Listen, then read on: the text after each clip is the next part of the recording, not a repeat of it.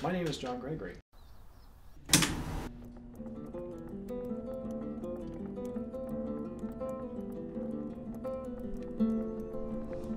When I build a machine, when I build a sculpture, all the parts come out of clearly defined categories.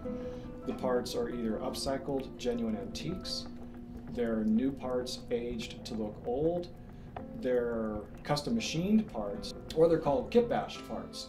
Kit bashing is a term used by model railroaders, model train builders. It's where they take a part of one model, a part of a second model, take them apart and create a wholly new part. So for example, the reciprocating crank arm, I wanted it to have a feeling as if it was something from the steam era. So those are nothing more than rotary vane water pumps. They're gear pumps that we actually gutted, took apart, and turned into linear cranks. This right here is a time scale meter out of antiquated parking meters off the streets of San Francisco, coin-operated parking meters. I turned them into timing gauges. Every single feature in the machine was hand-finished. There's thousands and thousands of pieces of hardware in this machine.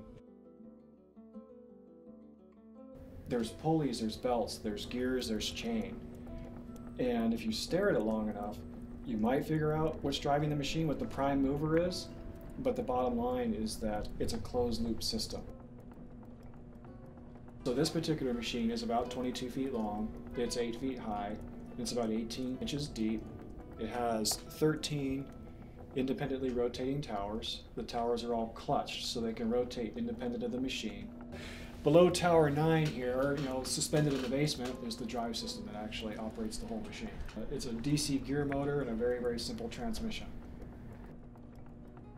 The Bay Area is a treasure trove, but it's not like going back east. You go to Michigan, Ohio, where old American industry is, and that's where the good parts are.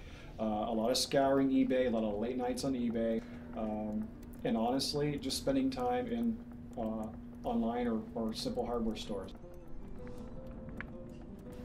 My works usually are about the aesthetic, there's no question, but I like them to have a mission. It seems like there's greater value if the artwork not only has something that intrigues people's curiosity or invites people to view the machine, but if it actually has a job to do as well. Hence the fact that this one's rotating frame samples for a custom frame shop.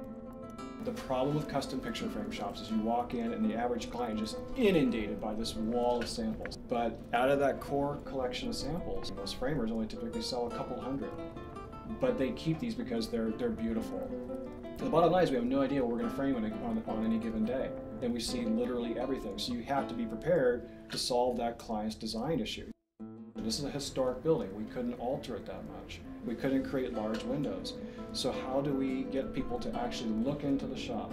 Well, let's see if we can capture their attention with a moving display. And that's exactly what we did. So the idea for this was we wanted to have a wall that was impressive, that caught people's attention, that was cleanly merchandised, and that actually separated us from our competitor. Wouldn't it be cool to have towers? Wouldn't it be cool to have display towers and not just rotated, but actually rotated automatically? Actually had a custom display, harking back to yesterday, like the retail windows of yesterday, the old mechanical windows of the old department stores. I mean, I can imagine a much more simple version being in a display window rotating jeans in a cool hip boutique in downtown San Francisco. But again, I can also see a more permanent display like in the winery, rotating the vintages of that winery on display for their clients in a tasting room. Some sort of kinetic way to actually separate them from their competitors. Some reason to bring clients into their tasting room. Some sort of public display of art, some sort of public artwork that just so happens to be so heavily integrated into that business that not only can you appreciate the aesthetic, but you can see the connection to that business and their product. Sometimes I wonder why I'm even spending the energies to do this, but there's something awfully rewarding about it. It's the single most rewarding thing that I do. So outside of fostering relationships with friends and family, it's building something original. And getting into that zone where time just totally stops.